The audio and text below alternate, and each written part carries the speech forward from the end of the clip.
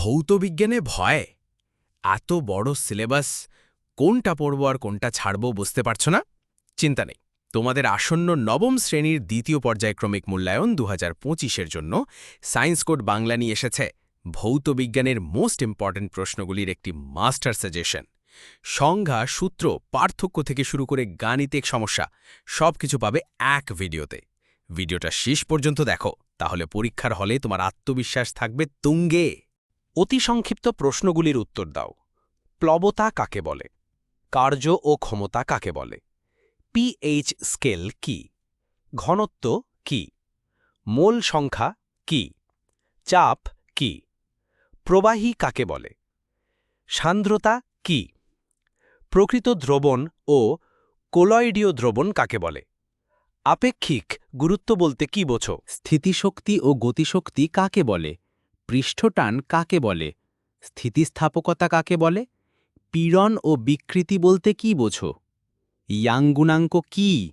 গ্রাম আণবিক আয়তন বা মোলার আয়তন কাকে বলে?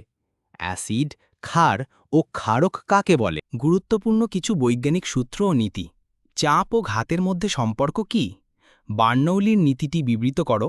আর্কিমিডিসের সূত্রটি বিবৃত করো। রবার ও ইস্পাতের মধ্যে কোনটি বেশি স্থিতিস্থাপক এবং কেন? অবাধে পতনশীল বস্তুর ক্ষেত্রে মোট যান্ত্রিক শক্তি অপরিবর্তিত থাকে, তা যান্ত্রিক শক্তির নিত্যতা সূত্র থেকে প্রমাণ করো।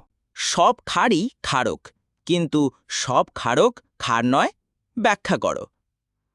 হুকের সূত্রটি বিবৃত করো। হুকের সূত্রের ধ্রুবকের নাম কি? বার্নৌলির উপপাদ্যটি গাণিতিক রূপসহ ব্যাখ্যা করো। প্রকৃত দ্রবণ, কলয়েডীয় দ্রবণ ও প্রলম্বনের মধ্যে পার্থক্যগুলি লেখো। অ্যাসিড ও ক্ষারের পার্থক্য লেখো। যান্ত্রিক শক্তির নিত্যতা সূত্রটি লেখো। স্টোকসের সূত্রটি বিবৃত করো। তরলে গ্যাসের দ্রাব্যতা সংক্রান্ত হেনরির সূত্রটি লেখো। আপেক্ষিক গুরুত্ব ও ঘনত্বের মধ্যে পার্থক্য লেখো। পীড়ন ও বিকৃতি বলতে কি বোঝো? হুকের সূত্রটি বিবৃত ও ব্যাখ্যা করো। ধারণা ও ব্যাখ্যামূলক প্রশ্নগুলির উত্তর দাও। বায়ুমণ্ডলীয় চাপ ও প্রমাণ বায়ুমণ্ডলীয় চাপ কাকে বলে? কোনো বস্তুর ভাসনের ও সাম্যের শর্তগুলি কি কি? লোহার পেরেক জলে ডুবে যায়, কিন্তু লোহার তৈরি জাহাজ ভাসে কেন? পৃষ্ঠটান কাকে বলে? পৃষ্ঠটানের এসআই একক লেখো। কোনো তরলের পৃষ্ঠটান কোন কোন বিষয়ের ওপর নির্ভর করে? তরলের কোন ধর্মের জন্য বৃষ্টির ফোঁটা গোলাকার হয়?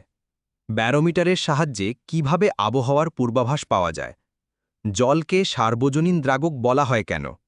দ্রুতগামী ট্রেনের কাছাকাছি দাঁড়িয়ে থাকা বিপজ্জনক কেন? সাইফন কি? সাইফন কিভাবে কাজ করে? এর ব্যবহারিক প্রয়োগ লেখো। একটি ধাতুর ইয়ং গুণাঙ্ক 9.8 × 10⁻11 ডাইন পার সেমি স্কোয়ার, এই কথাটির অর্থ ব্যাখ্যা করো। আইসক্রিমে কোন সংরক্ষক কোলয়েড ব্যবহৃত হয়? ব্রাউনীয় গতি বলতে কি বোঝো? এই গতি কিভাবে সৃষ্টি হয়? 40 ডিগ্রি উষ্ণতায় পটাশিয়াম নাইট্রেটের দ্রাব্যতা 65। এর অর্থ কি? অ্যাভোগাড্রো সংখ্যা কাকে বলে? এর মান কত? অম্লরাজ কি? এর ব্যবহার লেখো। পিএইচ এর গুরুত্ব লেখো। নিম্নলিখিত গাণিতিক প্রশ্নগুলোর উত্তর দাও। একটি লম্ববৃত্তাকার চোঙের ভূমির ক্ষেত্রফল 15 সেন্টিমিটার স্কোয়ার। চোঙে 25 সেন্টিমিটার উচ্চতা পর্যন্ত জল আছে। ওই চোঙের তলদেশে জলের চাপ ও ঘাত কত হবে? জলের ঘনত্ব 1 গ্রাম পার সেন্টিমিটার কিউব। হাইড্রোজেন পারঅক্সাইডের বিয়োজনে জল ও অক্সিজেন গ্যাস উৎপন্ন হয়। 13.6 গ্রাম হাইড্রোজেন পারঅক্সাইডের সম্পূর্ণ বিয়োজনে যে পরিমাণ অক্সিজেন গ্যাস উৎপন্ন হয় তার ভর এবং এসটিপিতে তার আয়তন নির্ণয় করো। এসটিপিতে 0.88 গ্রাম একটি গ্যাসের আয়তন 448 সেন্টিমিটার কিউব। গ্যাসটির আণবিক ভর কত? 2.5 × 10⁻² গ্রাম। পদার্থে অণুর সংখ্যা 10 × 10⁻20। পদার্থটির আণবিক ভর কত? চাপের মাত্রীয় সংকেত নির্ণয় করো। চাপের মাত্রা কি? কোনো বস্তুর ভর m ও গতিশক্তি E হলে প্রমাণ করো যে বস্তুটির ভরবেগ হল √2mE। 2 কেজি ভরের একটি বস্তু 2 মিটার পার সেকেন্ড বেগে ধাবমান হলে তার গতিশক্তি কত হবে নির্ণয় করো। 34 গ্রাম অ্যামোনিয়া সমান কত গ্রাম অণু অ্যামোনিয়া? এতে অ্যামোনিয়ার অণুর সংখ্যা কত? এসটিপিতে 22 গ্রাম কার্বন ডাই অক্সাইডের আয়তন কত? 22 গ্রাম কার্বন ডাইঅক্সাইডে কতগুলি CO2 অণু বর্তমান? প্রমাণ চাপ ও তাপমাত্রায় 4.48 লিটার নাইট্রোজেন ডাইঅক্সাইড গ্যাসের ভর কত? N সমান 14, O সমান 16। একটি মোটর প্রতি মিনিটে 5000 কেজি জল 20 মিটার ওপরে তোলে। মোটরটির ক্ষমতা কত? প্রমাণ করো তরলের মধ্যে কোনো বিন্দুতে চাপ P সমান HDG, যেখানে H সমান গভীরতা, D সমান ঘনত্ব, G সমান অভিকর্ষজ ত্বরণ। 1.5 মোল অক্সিজেনের ভর কত? একটি হালকা ও একটি ভারী বস্তুর ভর যথাক্রমে স্মল m ও ক্যাপিটাল M। বস্তু দুটির ভর বেগ সমান হলে কোনটির গতিশক্তি বেশি হবে? ব্যাখ্যা দাও। নির্দিষ্ট উষ্ণতায় একটি দ্রাবের 72 গ্রাম 200 গ্রাম জলে দ্রবীভূত হলে একটি সম্পৃক্ত দ্রবণ উৎপন্ন হয়।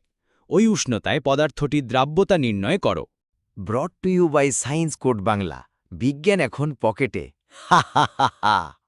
প্রিয় ছাত্রছাত্রীরা, নবম শ্রেণীর ভৌতবিজ্ঞানের দ্বিতীয় পর্যায়ক্রমিক মূল্যায়নের এই পথটা হয়তো কিছুটা কঠিন মনে হতে পারে, কিন্তু বিশ্বাস করো, সঠিক প্রস্তুতি আর একটু মন দিয়ে চেষ্টা করলেই তুমিও তোমার সেরাটা দিতে পারবে।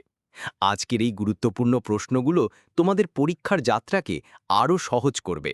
আশা করি ভিডিওটা তোমাদের মনের সব দ্বিধা দূর করতে পেরেছে। কেমন লাগলো এই পরিশ্রম আর ভালোবাসার ফসল? তোমাদের অনুভূতি কমেন্ট করে জানাতে একদম ভুলো না কিন্তু, কারণ তোমাদের প্রতিটি মন্তব্যই আমাদের কাছে অনুপ্রেরণা। যদি এই ভিডিওটা তোমার প্রস্তুতিতে একটুও সাহায্য করে থাকে, তবে একটা লাইক করে তোমার সমর্থন জানিও, আর তোমার সব বন্ধুদের সাথে শেয়ার করে দিও, কারণ জ্ঞান ভাগ করে নিলে তা কেবল বাড়ে। মনে রেখো, সায়েন্স কোড বাংলা সবসময় তোমার পাশে আছে, বিজ্ঞানকে তোমার পকেটে পুরে নিতে। পড়াশোনাটাকে চাপ না ভেবে ভালোবাসতে শেখো, দেখবে অসম্ভব বলে কিছু থাকবে না। আজকের মতো বিদায়। আবার দেখা হবে নতুন কোনো অধ্যায়, নতুন কোনো স্বপ্নে। তোমার স্বপ্ন পূরণের পথে এগিয়ে যাও, আমরা আছি তোমাদের সাথেই।